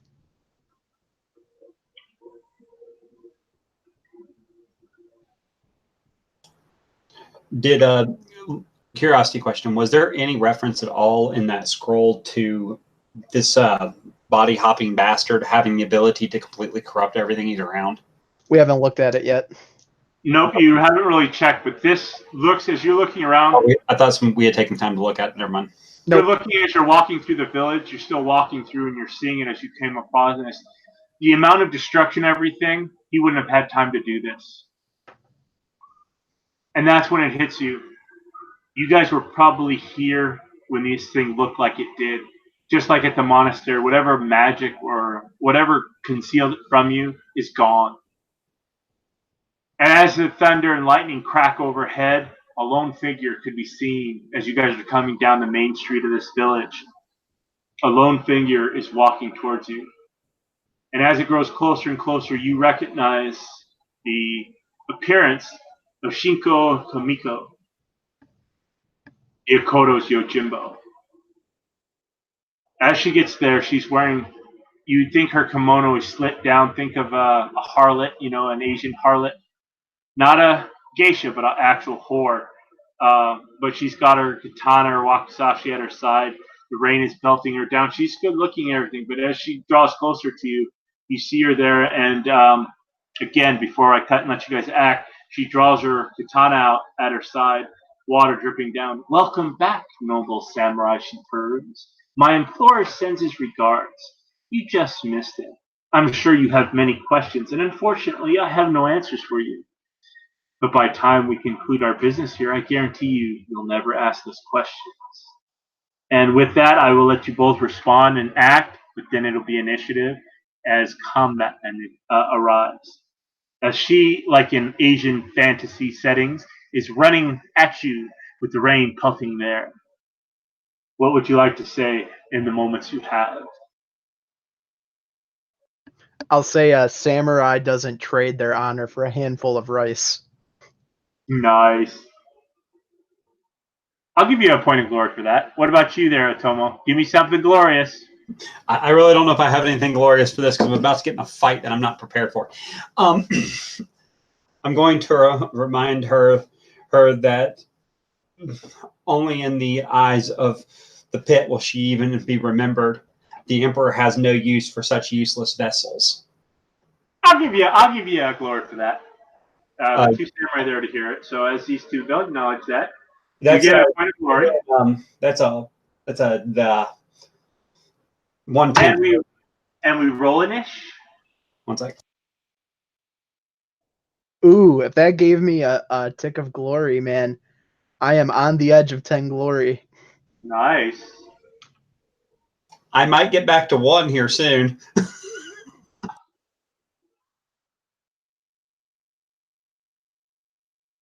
Don't worry, Kyle. You don't need other people to say your name. You can cheer it yourself. Rufio, Rufio. I hate you sometimes.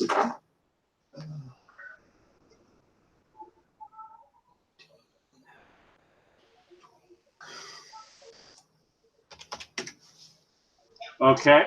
What are your guys' initiative? 24, good sir. 24. Okay. Ida? 48. That Bayushi. Okay. It is going to go Yojimbo. What's your name? Shinku, Hida, Tomo, and then the other two Yojimbo. So she is running, and as she runs across you, bubbling from the ground around her, you see the muck start to bubble as a group of villagers, the undead villagers, rise in her wake. You notice that you can see Yatsuki Sujo, that was the innkeeper of the Tea Petals of Dawn, and his 3 daughters rise from where she ran from. You see porcelain masks upon their face, their undead eyes and rot, weeks old, fill your nostrils and mix with the stench of water and brimstone. So with her, she is going to go. I need to scroll down to her. And she's going for you, Hida.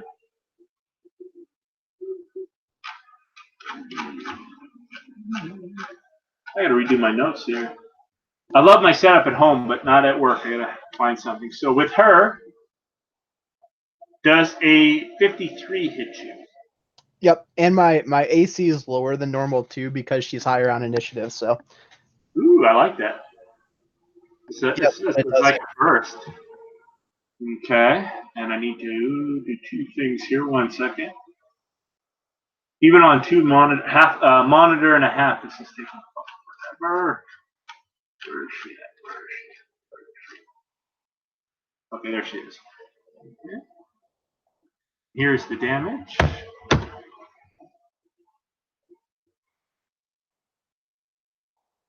For 18.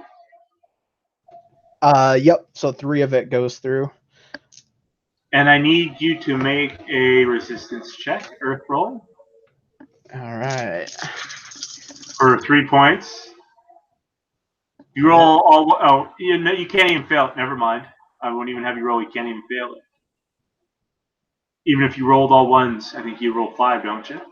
Yeah, I do. I got a 31 anyways. Okay. So you feel that when she hits you, the corruption, the filth, the blood, because it looks like you don't know what's entering you, but you feel taint.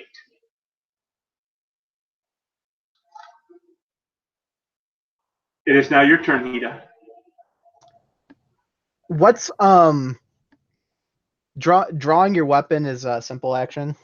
Yes, you can draw your weapon Can and I draw? attack Can I draw and two? move. Can I draw 2 weapons? At your level, yes, I'll allow you to draw 2 weapons. So this is gonna be the first time I've done this. So I'm gonna with my left hand, I'm gonna grab onto my back, and I'm gonna pull out my busted up fucking damaged Tetsubo. That's like fucking black from the jade turning, and hold it in my left hand. And I'm gonna draw the Gaijin scimitar with my right hand and like lower them so they can like fucking shine in the lightning and crust the mud. Nice. And I'm gonna fucking attack her with that scimitar. Is what I'm gonna do. Yeah. That's what I'm gonna do. 3.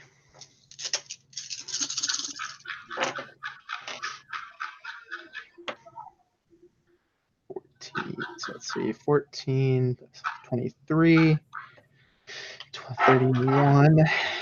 I got a 39. Miss. All right, I'm using my luck point, my last luck point. This bitch is nimble. Oh, she is. Ooh, okay, this one I might have some luck with. Okay, so 13, 14, like that.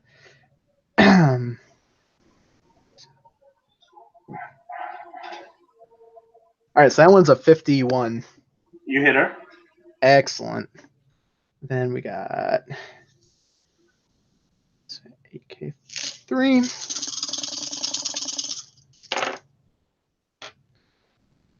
Oh, thank you.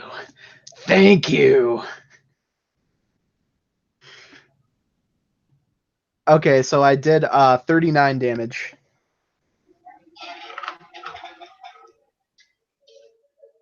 Okay, let me make, where's my paper? I will use this. 39.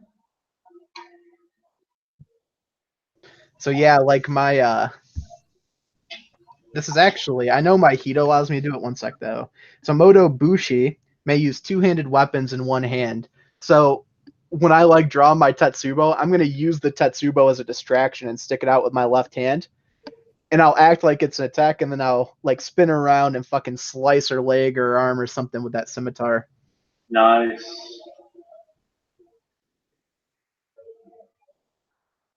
Okay, it's your. I'll also Go say ahead. something condescending to her when I do it. Like after the blade cuts into her flesh, I'll say, "You may not know this, Yojimbo, but I have an unorthodox fighting style." I have seen many men with that bravado. She smiles, licks her lips. It is now your turn, Otomo. She licks her lips. Mm-hmm. I'll say the Tetsubo of the Hida needs no sheath.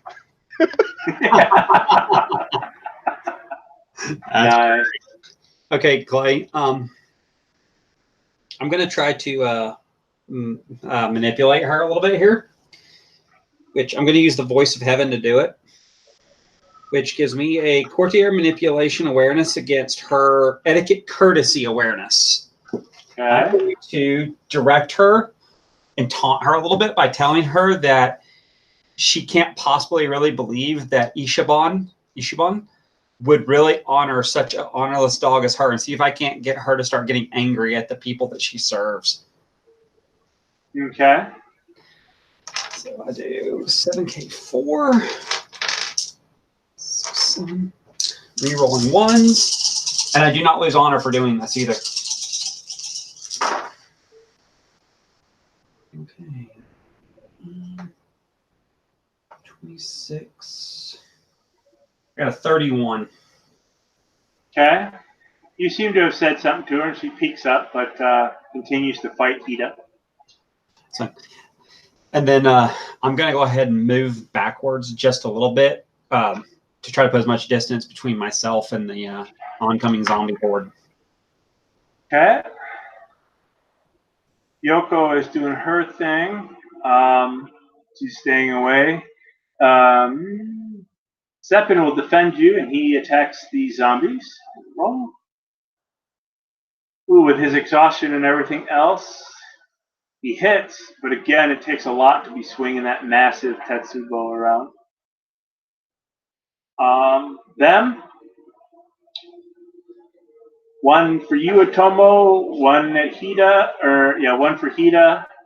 One for everyone. Everyone gets a zombie.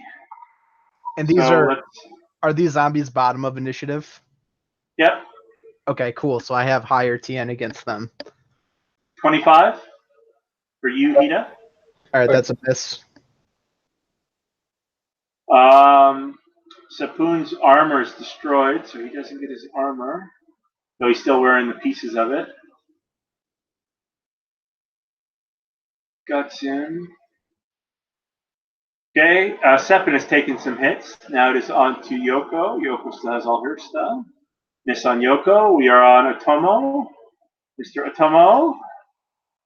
We will roll for you, sir. I've got a 31. Gonna barely hit me, but it's gonna hit me. Okay, it's only 2K2. We will roll for 7 points of damage as you see that one of the daughters of the innkeeper that you spoke with when you were last here reaches out with you and just claws you with her rotted flesh hand. Do I need to go ahead and give me you will need an earth check. Ah, sorry, cat claw on the side of my stomach. 3K3. Difficulty is the number of wounds I take, right? Correct. Oh, I beat that on the actual roll, so on the first die. Very good. We are back on top, and it is her turn. She will get 2 attacks on you. That's what I did not do. She's high enough ranked in her school. Hida, she's going to swing away on you. Bring it on. I'm holding the zombies back with the Tetsubo, and I'm going to try to parry her with the scimitar. Okay. She's going to go for increased damage. She'll do 3 raises for increased damage. We will roll. 41. Yep, that hits. So what would be 3 on that for what's your TN to be hit? It's 30 against her. It's 35 against the zombies. Okay.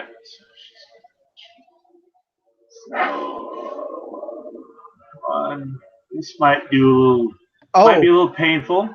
Shit, wait, with raises, how many raises did she take? 3. Oh, so she 15. Missed. Yeah, she missed then. She missed the first one, but she's going to hit you again. Again, she'll do the 3 raises. Roll that. 56 this time. Yeah, that one hits. 2 explosions. That one hits. So I need to change that down. So that's 3 extra 3K0. 8, 4, 7, 7. Roll. She's going to do 50 points of damage. 50. 5-0. 50. 5-0. All right, now my with my void, I used 2 void during the march, correct? Correct, but you again you have full void. Okay. How many void can I use to reduce damage? You can spend up to your void ring, can't you? No, unless you're Shiba. It's only them that can do it. Yeah. You could only do 1, so you can take away 10 points of damage. Yeah, I'll do that. So it'll do me 25. Wait, it did 51? It did 51 points of damage. Okay, so 26 goes through. Okay. So that nicks me. I'm into nicked. Then you need to do roll for the 26 that you took. Earth check. Okay. Raw earth. So that's 5. Yeah. one explosion. Not the best explosion. 20. Yeah, I got a 33. You're able to resist the taint. And that was her 2 attacks. It is now your turn. All right. I parry one of those fucking blows with my scimitar. She clips me with the second blow. I'm going to bring that scimitar over my head and try to fucking strike her again. Go for it. This entire time, too, like, I've got that fucking broken Tatsubo out pushing back the zombies. Like, don't you interfere. You easily keep them at bay. Okay. Oh, boy. Let's see what we can do. Oh, it is a bad day not to have luck. You've got me in my weakened state. 31, that's a whiff. The miss. It's your turn, Otomo. Well, I'm going to have to do the only thing I can do with one of these things on top of me. I'm going to pull out that Wakazashi and take my only attack I get in the turn. Go ahead. So let's see. What is my Kinzuka? 4K3. Hope to God.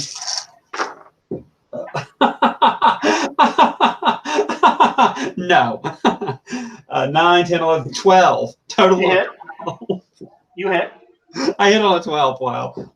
So I'm going to go ahead and do 5K2. That's funny. Yeah. Actually, that's not too bad. 16. It goes down. So I just I pull that thing out as fast as I've ever pulled it out. And I just kind of slash her across the face, hoping to kill her or knock her back. And whatever happens, happens. Seppen takes his out. Yoko takes hers out. So the zombies are all down. It's back on top. It's her turn. She assessed the situation now that her minions are gone. She's going to go after you, Hida, but she is going to step over and try to go for the Otomo as well. So, actually, no, she's going to go for Yoko. She's going to go for Yoko. So, let me bring up the dice roller again, and we will roll. Thank you, Clay, because I don't have any resistance. She's not doing any more damage because you're hard to hit. Does a 43 hit you, Hida? With no raises? No raises. Yep, 43 hits. And a 72 on Yoko. Yep. Bye, Yoko. That's just a hit. Yeah, I know, but I mean, I took 50-some damage last turn. Damage for her on this attack on you, sir, is 31. That's for me. 31 for me. Yep. With no raises. Keep that in mind. That's no raises. Okay, I'm going to use another void to reduce it. Okay. So that's gonna. I take 6 from that, so I'm 1 wound away from being grazed. Go ahead and roll just in case you roll 5 ones. Okay. I didn't. Okay. Your body is able to reject it, and here's Yoko's damage. She'll spend a void point to reduce it by 10. Yoko goes down. Shit, how much did she take?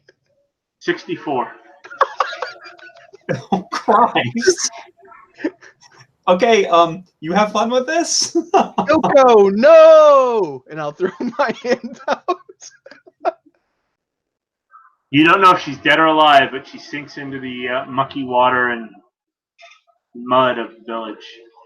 It is now back on top. That was on top. Go ahead, Hida.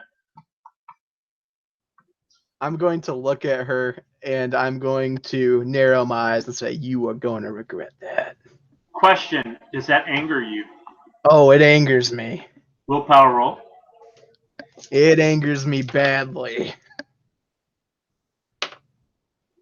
Cannot spend void on this roll. 21, 25. All right, so I got a 31. Okay. You lose control. Your eyes fade to red as you see Yoko there. You don't know if she's alive or dead. And the last thing you see is you turned your gaze to this Yojimbo of this fucking blood speaker. What do you want to do, Otomo? I am going to try to, as I'm going to back away further from this bitch again, and then I'm going to try to encourage both Sepun and Hida-sama, who I don't realize is that pissed off because I know he's going to be angry, but I don't realize he's going to lose control. So I want to try to do, how do I want to handle that? I could do it as a storytelling thing, or I could do courtier to try to do it, Clay. What do you want to try to do? I'm trying to give them some level of encouragement to take this bitch out before she kills us all. I'll let you assist. You cannot assist Hida, but you could try to assist Sepun. That's fine. I'm doing it as like I'm just describing it as a general thing because I don't realize that Hida's lost control yet. All right. No need to roll. You give them a 1K1. Okay. Their next ability or roll. It is Sepun's turn. Question, Hida, do you have any void of your own? I think you used it all, didn't you, on that last one? I have one void of my own left. You have one of your own left. Never mind, you don't rage yet, you just feel it yet. I gave away the damn secret, but that's okay, you may need it. Don't worry, I planned on reaching into that well anyways. It's your turn. You did not lose control, but you're seeing red. I thought you were out of void. That's why I made the roll. I'm going to be after this turn because I'm going to use that void. Okay, go ahead and take your action. All right. So I'm going to raise my Kenjutsu skill. I'm going to spend the void and raise my Kenjutsu skill. Okay. And let's see. I'm going to do 1 increased damage raise. Okay. Come on and give me some good jank, you son of a bitch. Oh, maybe. But this bitch... Okay, so that was a double. That's going to help. Well, all right, let's see.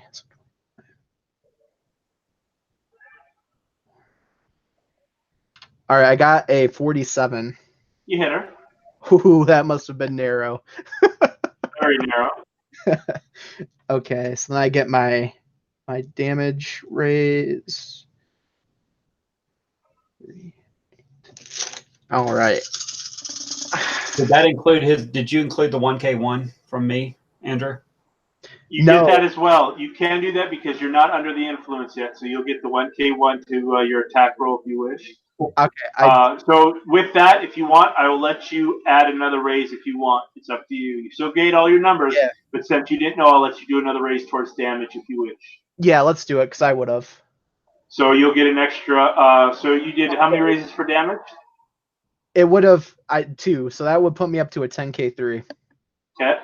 So I already rolled that extra one when you said that, so that would be 6. So 1 second, let me calculate this. That is an explosion. 16. That's not even going to come into play. All right, I do 30 damage. Okay. And then with that, as you hit, you are covered in red. Your eyes narrow. Just, the whole tunnel vision before you pass out, that's what happens. But instead of the black tunnel, it's all red. You hate life. You hate this bitch with passion. You were going to kill her. You smell blossoms. You feel your face being caressed before you lose consciousness of yourself. And you hear, "Yes, my brother. We are one. One step closer." Then you hear Void Dragon, and then you go out. This is what you see, Tomo. Go ahead, Hida. What do you want to do? When I hear that in my voice, can I speak to him with my mind? For a moment, you can give one parting shot before you lose consciousness. I'm going to say, "I don't care. Give me the evil power of fooling. I'm going to tear this bitch apart." Okay, I would need to give you another roll later on, and we're going to cut it here, but I want to describe something that Utomo sees and what he has to deal with when this thing clears up. Utomo, you see him he's pushing this zombie back. It's basically looks like he's just keeping this zombie down on the ground with the Tetsubo, and just does a beautiful slash into this girl. She flies back.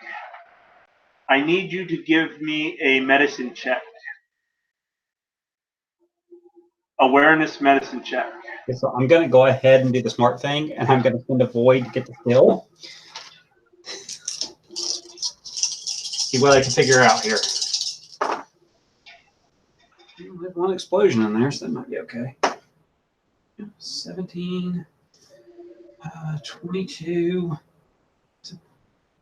32. This is what you see as she flies back. He should have eviscerated, cut her in half. You've seen this Hida do what he does. I mean, he is Hida's son. He's probably Hida himself reincarnated at this moment. She flies back. Her armor is ripped to shreds in front of the kimono, the kimono she's wearing, but she is not bleeding. She smashes into a damaged building, just smashes in, and you hear no movement. You see that he turns, and I don't know if you read the Death Dealer novels, but basically he turns, and his mempo, that demon look that he's got, the rain coming down, he turns, and you see just smoke emanating, and it looks like when he was running through the rain, and almost like an afterthought, he twirls the Tetsubo in his hand and just smacks Seppuku in the chest.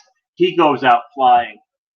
And the last thing before we go in is he's walking towards you, his head down as a bull is about to charge look upon his armored self. Tetsubo in one hand, his scimitar in the other. What I need from you, Andrew, and I don't want you to say it out loud, I don't want you to do something. I'm going to, when we open it, depending on what you roll, you send it to me what you roll. That way, at least it's a mystery to our good friend, Mr. Hood. But I need you to give me a willpower check. And with this, I want you to let me know, do you honestly give over to Fulin? Or was that just a heat of the moment? No, I do it, dude. Like when I hear the voice in my head from Void Dragon, I respond saying, I don't give a fuck. Give me the power to rip this bitch apart. Hey, Clay. No bonuses. I need a willpower check. So no bonuses, and I need you to text it to me. Or Facebook me what you roll. Straight willpower. Clay, what do you got, Kyle? Can I go into a defense mode here and try to like start backing up and kind of turtle shell? Like he looks like he's going to charge me. I'm going to kind of huddle over and prepare to take the blow if I have to, but I also want to try to like start. Yes, backing. I will allow you to do a full defense if you wish to do that. Go ahead I'll roll it now, and then that way I have it. And then full defense. So character in this stance rolls defense, reflexes, and adds it to his defense. Yeah, half your armor. So, do you have void, or did you spend your last? No, I have void. I suggest you also spend a point of void to increase your armor by 10. I'm going to. I will. I forgot I could do that. 6, 12, 17. Okay, so I get plus 22 to my armor. Okay. So, I'm sorry, plus 21 armor, which puts me at a defense of 51. That's nice, 51. And I've got that marked down on my sheet, so when we play again, I won't forget. Okay, mark down on your sheet there your roll. Actually, I've already got it, so we'll just refresh that. So we're cutting the game as he slowly walks over to you, the steam rising from his mempo. He looks like a demon, an Oni coming out of the darkness, the rain dripping upon him and the steam rising up. You don't know if he's killed Septon. You don't know. You just see him step over Yoko, and you guys are facing each other. And we cut it there. Well, if I die that way, it'll be a hell of a way to die.